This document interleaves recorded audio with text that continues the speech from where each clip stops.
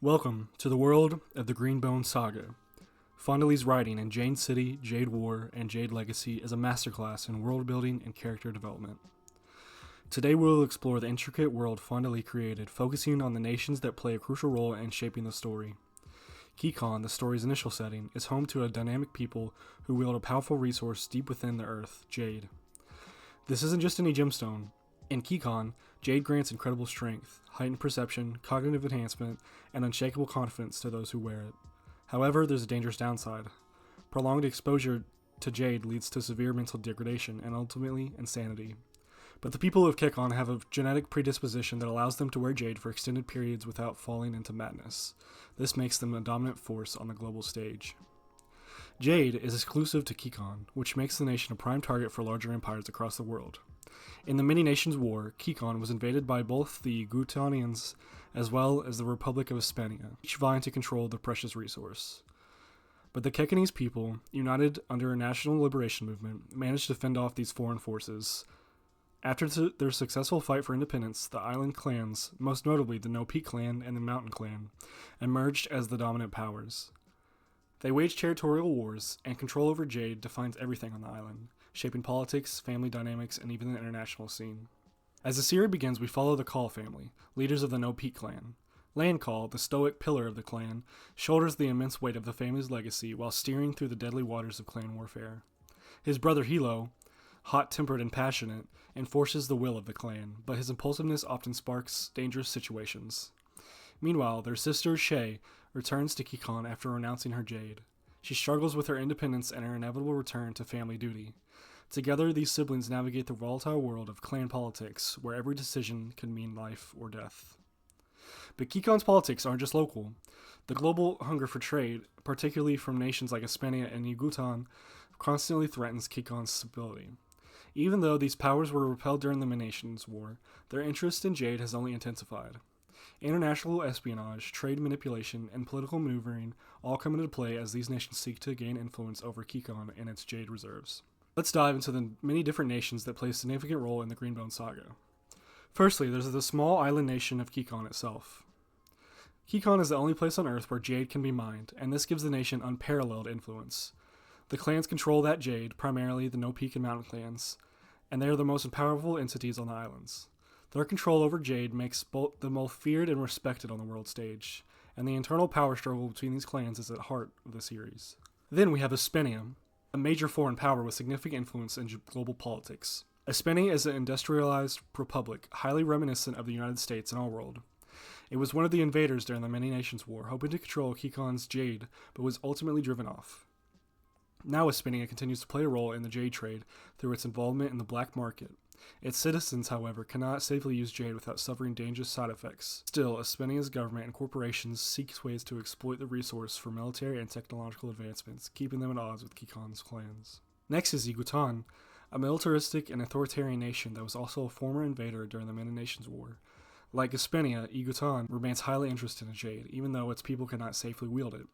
Yugutan uses espionage and covert operations to weaken Kekon from within, constantly threatening the delicate balance of power in the politics. This nation serves as one of the saga's main external threats, using underhanded tactics to achieve its goals. Steppenland is another nation with a quieter presence, but still significance in the global arena. Steppenland doesn't play as aggressive role as Hispania or Yugutan, but remains involved in trade relations in Kekon. Finally, there's Shotar, a neighboring country that has a lot of historical rivalry with Kekon. Although it plays a smaller role in the series, Shotar adds to the complexity of the regional dynamics. Its presence adds depth to the world Fonda Lee has created, showing how Kekon's power extends beyond its borders and influences the politics of nearby nations. So whether you're a fan of intricate world building, complex family dynamics, or intense political drama, the Green Bone Saga has it all.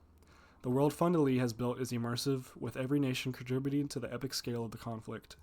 Jade is more than a resource. It's a symbol of power, and the fight for it will shape the future of all these nations. As we come to an end on our journey in the world of the Green Bone Saga, it's important to highlight some of the key themes that make this series so impactful and memorable. Fonda Lee weaves a narrative that is far more than just action-packed clan wars or political intrigue. At its core, the series explores universal human experiences: family, loyalty, power, and identity. One of the most prominent themes of the saga is family. The Call family, with all of its internal conflicts and bonds, serves as the heart of the story. Each family member has a distinct role, and their struggles reflect the tension between individual desires and the weight of family expectations. The push and pull between personal ambitions and familial duty are constant forces shaping the characters' decisions, and it's depth that makes them so relatable. The theme of loyalty is also central to the series, not just within families, but among clan members, friends, and allies. The clans demand absolute loyalty, and betrayal can have fatal consequences. This is true in the context of Kekon's clan-based society, where honor and loyalty often decide one's fate. Another key theme is power, both literal power of Jade and the figurative power that comes with status, influence, and control. Jade is a symbol of strength, but also comes as a double-edged sword. The wearers are physically enhanced, but the cost is high, both mentally and emotionally. The struggle for power plays out on multiple levels, within families, between clans, and on a global stage as other nations seek to control and manipulate Kekon's resources for their own gain. Identity is another major theme woven into the narrative. Throughout the series, the characters grapple with questions of who they are in their relation to their society and their own personal desires. Specifically, Shay's struggle to reconcile her rejection of Jade with her responsibilities to her family is just one example. And finally, we see the meditation on legacy, what we leave behind, and how history shapes the present. The Call family is burdened by the expectations of their ancestors, and they must navigate the fine line between honoring tradition and forging their own paths. The actions of past generations echoes throughout the series, influencing everything from clan politics to individual choices. When you step into the Green Bone Saga, you're not just getting a story about worn clans and valuable Jade. You're getting a layered, nuanced narrative that explores what it means to wield power, navigate family ties, and live in a world constantly teetering on the edge of conflict.